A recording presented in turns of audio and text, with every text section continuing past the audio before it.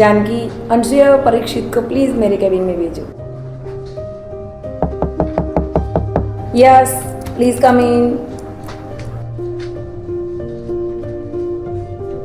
क्या हुआ मैम, आपने हमें बुलाया? हाँ, आप दोनों के लिए गुड न्यूज है।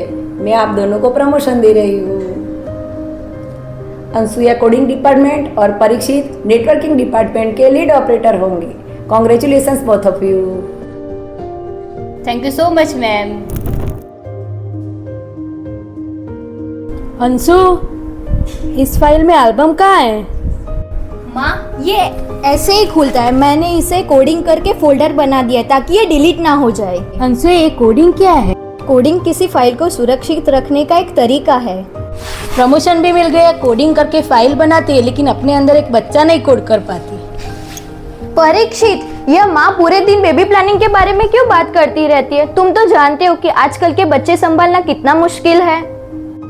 अब तुम ये सब जाने दो, हमें अभियान के बर्थडे पार्टी में जाना है। आरव का फोन आया था, तो चलो हम रेडी हो जाते हैं। परीक्षित, क्या आप तैयार हैं?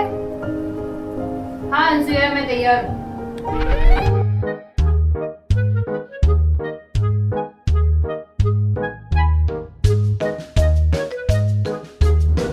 हैप्पी बर्थडे अभियान।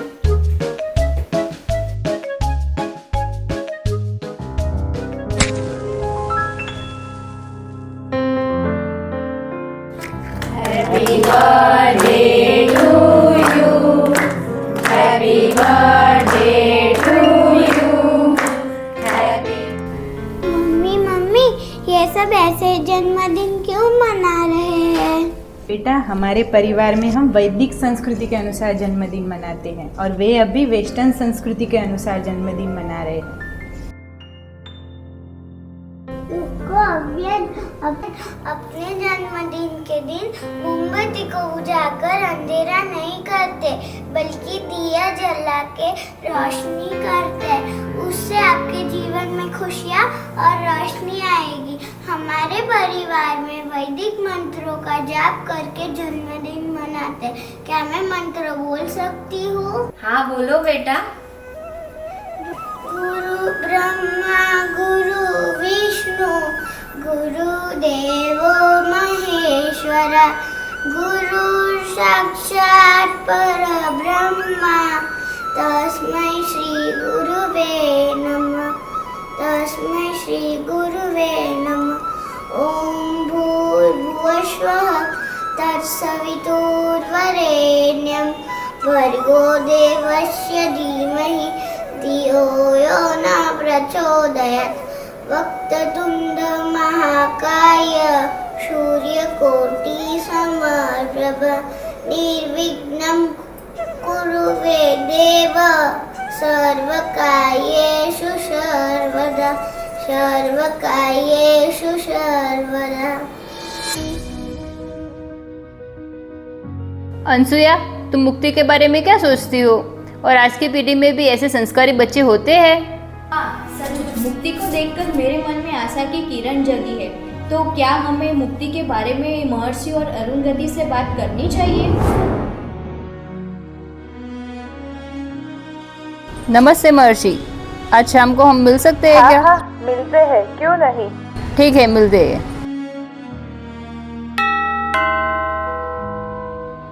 कैसे हो? हम ठीक है। अरे आयशा और आरव, आप भी आइए आइए। अरे महर्षि और अरुंधति, आप भी यहाँ पे कैसे हो? कैसे हो? हम ठीक है। अरे महर्षि आरव, कैसे हो? अरुंधति, मुक्ति कहाँ पे है? मुक्ति बाल संस्कार शाला में गई है। ये बाल संस्कार शाला क्या है? यह एक ऐसी कक्षा है जिसमें छोटे बच्चों को हमारी वैदिक संस्कृति के बारे में सिखाया जाता है। सच में कल मुक्ति के संस्कार देखकर मुझे बहुत खुशी हुई।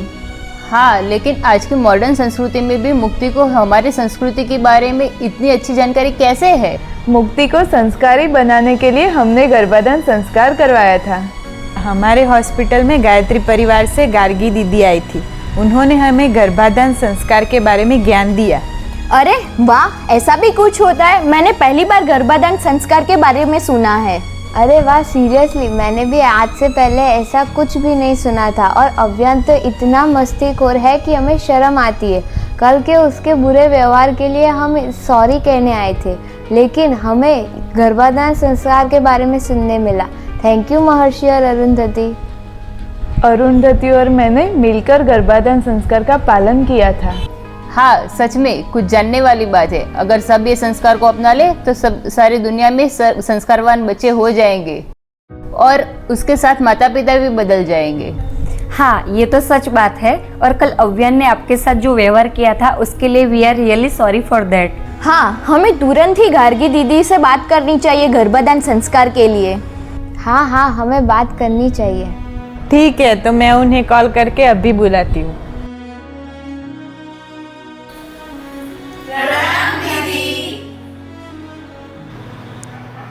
सभी को जय गुरुदेव। मेरा नाम गार्गी पटेल है। आज मैं गर्भोत्सव के ऊपर सेशन लेने वाली हूँ। तो परम पूज्य गुरुदेव और परम वंदनीय माता जी की सूक्ष्म उपस्थिति में हम ये सेशन स्टार्ट करेंगे। तो सब अपनी कमर गर्दन सीधी कर लेंगे और एक साथ गायत्री मंत्र का उच्चारण करेंगे। ओम भूर्भुवः स्वः तत्सवितुर्वरेण्यं भर्गो देवस्य धीमहि धियो यो न प्रचोदयात्।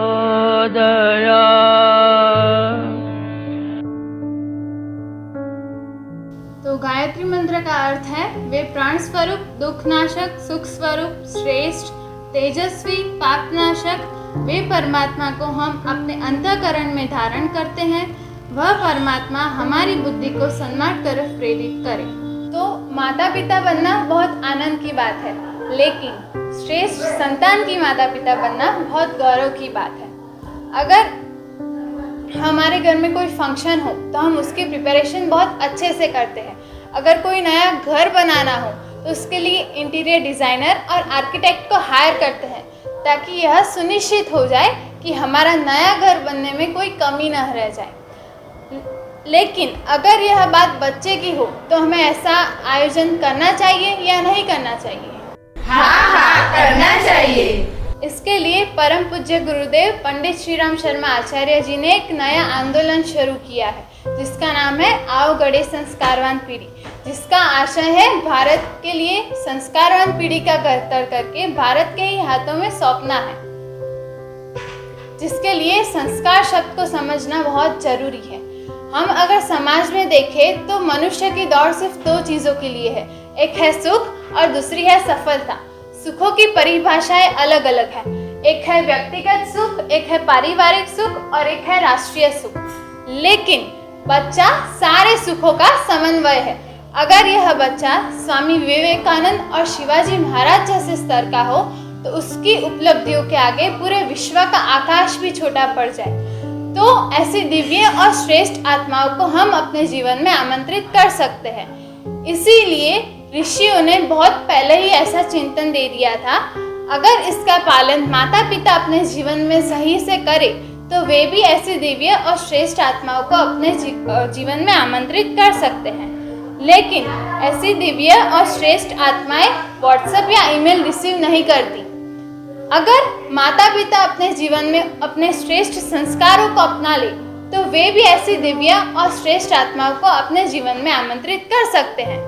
इसीलिए परम पूज्य गुरुदेव ने हमारे समाज में ढेर सारे उपहार दिए हैं, जिसमें से महत्वपूर्ण उपहार गर्भाधान संस्कार का पुनर्जीवन है। महर्षि कर्दम और देवहूति ने इस संस्कार को अपनाकर अपने जीवन में 8 ऋषि कन्याओं को जन्म दिया था और उनका विवाह ऋषि कुमारों से करवाकर हमारे देश में ऋषि परंपरा की शुरुआत की थी। और इस संस्कार का पालन तो श्री कृष्ण ने भी अपने जीवन में किया था। उन्होंने प्रद्युम्न के जन्म के लिए 12 वर्ष की तपस्या की थी। अगर ऐसे महापुरुष और स्त्रियों ने किया हो तो हमें भी अपने जीवन में इसका पालन करना चाहिए। Rick and Walter were the scientists of the German university. They stated that mom and dad are the genetic engineer of their child. वे जैसा बच्चा चाहे वैसा ला सकते हैं। And science also states that during conception, mom-dad should be happy. And if they are addicted towards drugs or alcohol or any other bad habits, then the newborn baby borns with several diseases. Because the germ cell forms from the egg और यह egg 3 महीने लेता है mature होने में, which is a gametogenesis process and also known as epigenetic phenomenon. And on it some factors are affected such as diet, lifestyle, stress, air pollution, radiation exposure, interpersonal relations, spiritual practices, agricultural pesticides and perceptions. और जैसा माँ बाप का आहार विहार व्यवहार होगा वैसा एपिजेन्स के ऊपर इम्प्रिंट हो जाएगा। और आजकल एक्सीडेंटल चाइल्ड ज़्यादा होते हैं, तो इसको टालने के लिए हमें प्री प्लानिंग करना बहुत ज़रूरी है, और वो भी 3 महीने पहले बिफोर कंसेप्शन। तो उसमें प्री प्लानिंग में सबसे मेन इम्पॉर्टेंट रोल है दिनचर्या का, और दिनचर्या में सबसे पहले हमें तत्वचिंतन और आत्मचिंतन करना होगा, फिर योगा करना होगा, यज्ञ करना होगा, जप ध्यान प्राणायाम, फिर सूर्य देव को जल अर्पण करना होगा, ब्रेकफास्ट होगा जिसमें रेनबो डाइट लेना चाहिए हमें, वो जिसे आहार में हम इंक्लूड कर सकते हैं। फिर हमें संगीत सुनना चाहिए, और सबसे इम्पोर्टेंट हमें नादयोग करना चाहिए, उसकी वजह से हमें पॉजिटिव वाइब्रेशंस फील होगी। और तत्वचिंतन और आत्मचिंतन करते वक्त हमें एक फॉर्मूला अप्लाई करना होगा, positivity in and negativity out. इससे भी हमें पॉजिटिव अफर्मेशन फील होगा। तो ये सारी चीज़ें हमारे जीवन में बहुत इम्पोर्टेंट है। और आफ्टर कंसीव भी दिनचर्या तो यही रहेगी, लेकिन उसमें हमें एक चीज़ ज़्यादा ऐड करनी है। आफ्टर कंसीव हमें वार्म टॉकिंग भी करना होगा, क्योंकि जब बच्चा माँ के गर्भ में होता है तब वह 14 दिन से सब सुनने लगता है, तो हम बच्चे को गर्भ में ही एजुकेट कर सकते हैं। तो उसका बेस्ट एग्जाम्पल तो हम सबको पता है, जब अभिमन्यु माता सुभद्रा के पेट में थे तब अर्जुन ने माता सुभद्रा को चक्रव्यूह वेदन के बारे में समझाया था, लेकिन माता सुभद्रा बीच में ही सो गए थे। उसकी वजह से अभिमन्यु को चक्रव्यूह वेदन के बारे में पूरी जानकारी नहीं थी। और इस 3 महीने में हमें ब्रह्मचर्य का पालन करना होगा, जिसमें 3 अनुष्ठान होंगे, 1 महीने में 1 अनुष्ठान, क्योंकि तब भी जाके जो एग है वो मैच्योर होगा।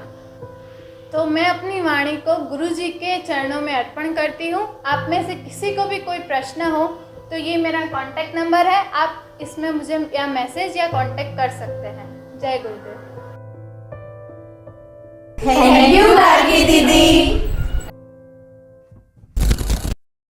बेटा, आप सबके लिए ज्ञान बहुत महत्वपूर्ण है।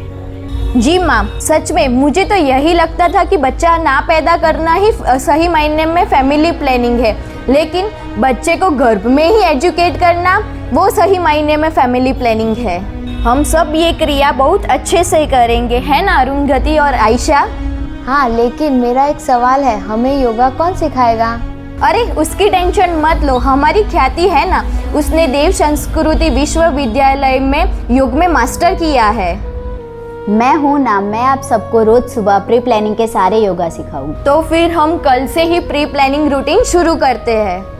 अंसुया बेटा, तुम्हें कैसा बच्चा चाहिए? माँ, मुझे और परीक्षित को ऐसा बच्चा चाहिए जिसमें न्याय, करुणा, उदारता, मधुरभाषी जैसे गुण हो। बेटा सच में सही चुना, ये सारे गुण तो भगवान कृष्ण के हैं। जी माँ, मुझे इस परिवार में भगवान कृष्ण के गुणों जैसा बच्चा लाना है। तुम लोगों को कैसा बच्चा चाहिए? आंटी, मुझे और आरव को रानी लक्ष्मीबाई जैसी बेटी चाहिए, जिसमें साहस, बहादुरी, लचीलापन और अटूट देशभक्ति हो, वैसी बेटी चाहिए। आंटी, मैंने और अरुंधति ने तो यह सोच कर रखा था कि हमें स्वामी विवेकानंद जैसा बेटा चाहिए, जिसके अंदर अनुकरणीय नेतृत्व कौशल, साहस, भाईचारा, सहानुभूति, दृष्टि की स्पष्टता जैसे गुण हो। अरे वाह, तुम लोगों ने तो सच में सही चुना है। मैं तुम लोगों के फैसले से बहुत खुश हूँ, इसलिए तुम लोगों के रेनबो डाइट का ख्याल मैं रखूँगी। Thank you aunty. माता पिता बनना सौभाग्य की बात है, लेकिन मनचाही और श्रेष्ठ संतान के माता पिता बनना बड़े ही गौरव की बात है। उसके लिए माता पिता बनने वाले दंपति को आदर्श दिनचर्या का पालन करना बहुत ही आवश्यक है। दिनचर्या प्री प्लानिंग और आफ्टर कंसीव लगभग सेम ही रहेगी, लेकिन आफ्टर कंसीव उसमें गर्भ संवाद ऐड होगा। गर्भ संवाद क्या है? तो बच्चे से कनेक्ट होने का एक तरीका है, उससे मदर और बेबी का बॉन्डिंग बढ़ जाता है। दिनचर्या की शुरुआत हम सुबह उठते ही भगवान का धन्यवाद करके करेंगे, क्योंकि श्रेष्ठता और पूर्णता की ओर आगे बढ़ने के लिए नया मौका देने के लिए भगवान का धन्यवाद करेंगे।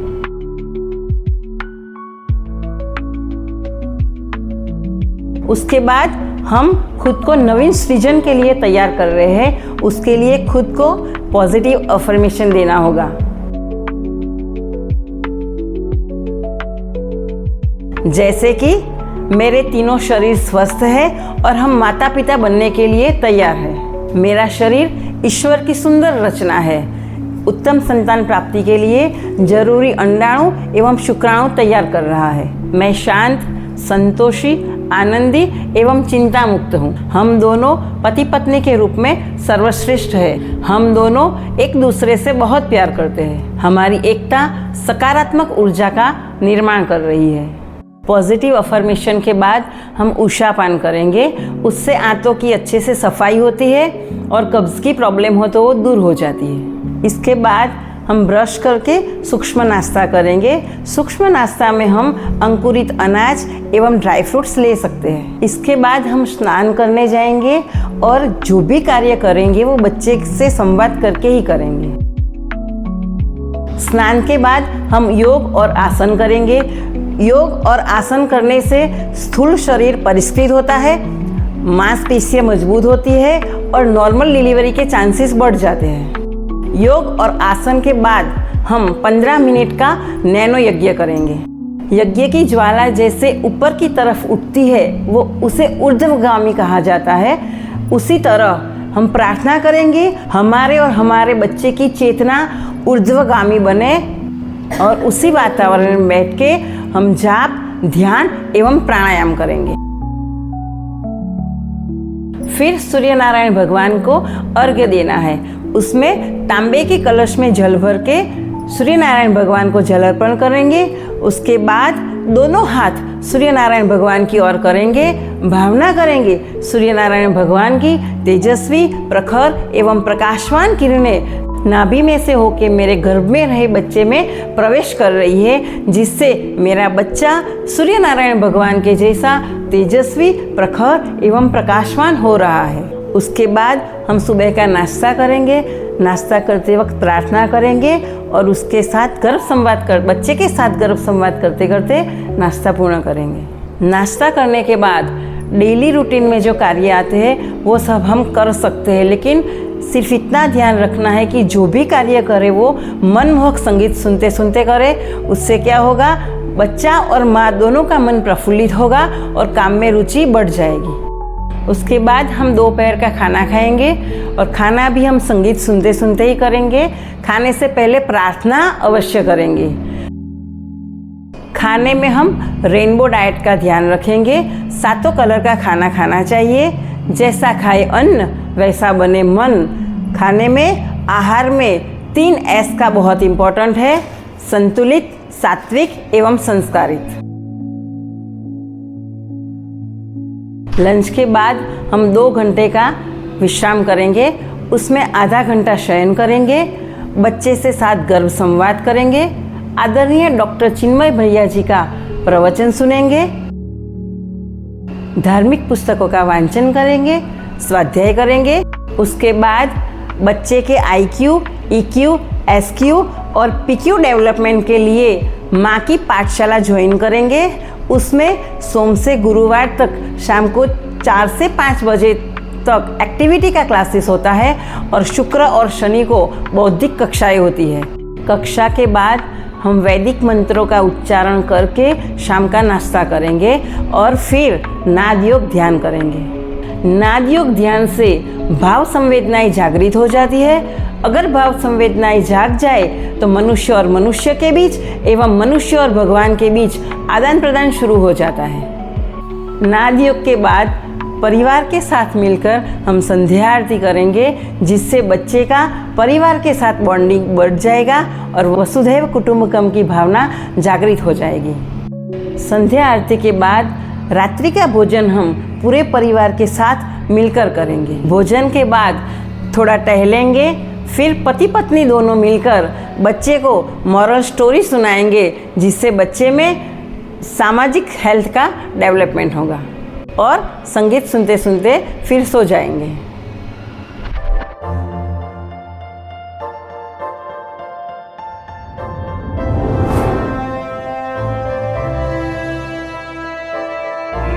ओम भूर्भुवः स्वः तत्सवितुर्वरेण्यं भर्गो देवस्य धीमहि धियो यो न प्रचोदयात्। परम पूज्य गुरुदेव, परम वंदनीय माता जी एवं गायत्री माता की सूक्ष्म उपस्थिति एवं संरक्षण में हमने इस छोटी सी फिल्म में आओ घटे संस्कारवान पीढ़ी की एक झलक दिखाई है। एक संदेश जो शब्दों से परे है, इसकी महत्ता आपको महसूस हो, लेकिन सच कहे तो कुछ मिनटों में इसको समझाना संभव नहीं है। हम बस आपके दिल तक पहुंचने की कोशिश कर रहे हैं। अगर यह संदेश आपके मन को छू गया हो तो इसे समझिए, अपनाइए, आगे बढ़ाइए और आने वाली पीढ़ी को प्रेम, प्रकाश एवं सकारात्मकता का आशीर्वाद दीजिए। सभी को प्रणाम। जय गुरुदेव।